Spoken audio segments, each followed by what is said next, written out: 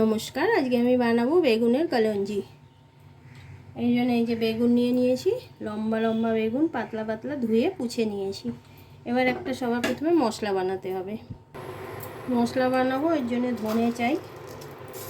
ধনেটা একটু বেশি করে দিচ্ছি, 3 চামচে, আর 4 চামচের একটু কম। ধনেটা ভাজা হয়ে গেছে, এবার আমি জিরে দেবো। জিরেটা একটু কম দেবো, বেগুনগুলো লম্বা তো মশলা অনেকটা লাগবে। জিরেটাও ভাজা হয়ে গেছে, এবার দেবো সামান্য একটু মেথি, বেশি দেবো না, এটাও হালকা করে ভেজে নেব। এবার দেবো জোয়ান, এতটা জোয়ান দিচ্ছি। কালো জিরে দিতে হবে,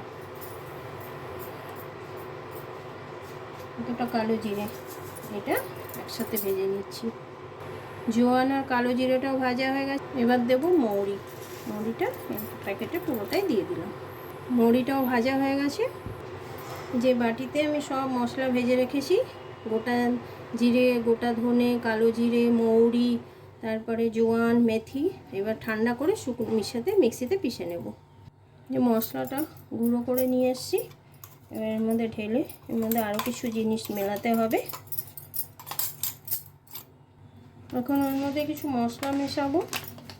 এই কাশ্মীরি রেড চিলি পাউডার, একটু ঝাল ঝাল হলে ভালো লাগবে খেতে, এটা মেলাচ্ছি।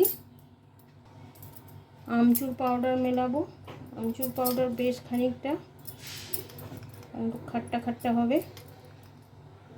ব্যাস হয়ে গেল। এবার নুনটা স্বাদ মতো দেব, দিয়ে এটা ভালো মতো মিলিয়ে নেব। এর মধ্যে দেব কিছুটা সর্ষের তেল, সর্ষের তেল দিয়ে এটা মাখিয়ে নেব ভালো মতো। এই যে মশলা আমি সর্ষের তেল দিয়ে মাখিয়ে নিয়েছি। এবার আমি বেগুনের পেট কাটবো, যে এইভাবে কেটে ভালো মতো দেখে নিতে হবে, কিন্তু ভেতরে পোকা টোকা আছে কিনা। এইভাবে, এ বাবা এটা পোকা আছে, এটা হবে না। লম্বা বেগুনগুলো চেঞ্জ করতে হলো, যতগুলো কিনেছিলাম সব পোকা, ভাগ্যিস এই ছোটোগুলো ছিল, এগুলো কি ভালো। হ্যাঁ, ওইটা দামি বেগুন ছিল আর ওটা বেরিয়েছে, আর এটা কত সুন্দর, একটাও পোকা নেই। তো এই ছোটো দিয়েই বানাবো। এই যে সব বেগুনগুলো ভালো, এটা মানে কোনোটার মধ্যে ওই নেই। এই যে এটার মধ্যে মশলাটা ভরে নেবো। এবার আমি এই যে বেগুন নিয়েছি, এর মধ্যে এখন চামচে দিয়ে ভরি, না তো হাত দিয়ে ঠুসে ঠুসে ঢোকাবো, ওইটাই ভালো, হাত দিয়ে ঢোকানোই ভালো। এটা হাত দিয়ে ফাঁকা করে এই যে এইভাবে পুরো বেগুনের মধ্যে মশলাগুলো ঢুকিয়ে নেব, আর যেগুলো বেঁচে থাকবে ওটা যখন বেগুনটা ভাজবো তখন দিয়ে দেবো। এই যে এইভাবে পুরো হাত দিয়ে দিয়ে ঢুকিয়ে দিতে হবে। এই যে মশলা ভরিয়ে নিয়েছি বেগুনগুলোর মধ্যে, এবার ভেজে নেব। ফ্রাই প্যানটা গরম হয়ে গেছে, এর মধ্যে সর্ষের তেল দিয়ে দিই।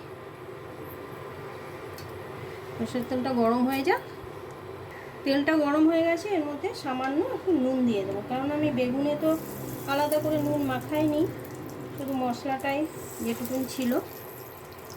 এবার এর মধ্যে আমি বেগুনগুলো ছেড়ে দিচ্ছি,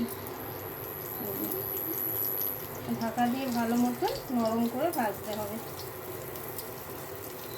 পুরো বেগুনটাই আমার মনে হচ্ছে এর মধ্যে এঁটে যাবে, হয়ে গেল। ঢাকা দিয়ে ভেজে নেব। দেখি এবার উল্টে দিই, দেখুন কি সুন্দর। এগুলো আস্তে আস্তে করে এইভাবে উল্টে দিতে হবে, উল্টে দিলে এই সাইডটাও হয়ে যাবে।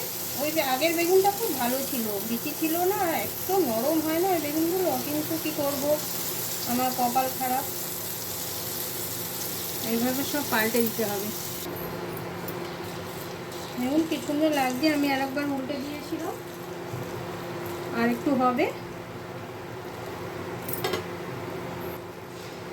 একটু মশলা বেঁচে ছিল, আমি ওপর দিয়ে দিচ্ছি।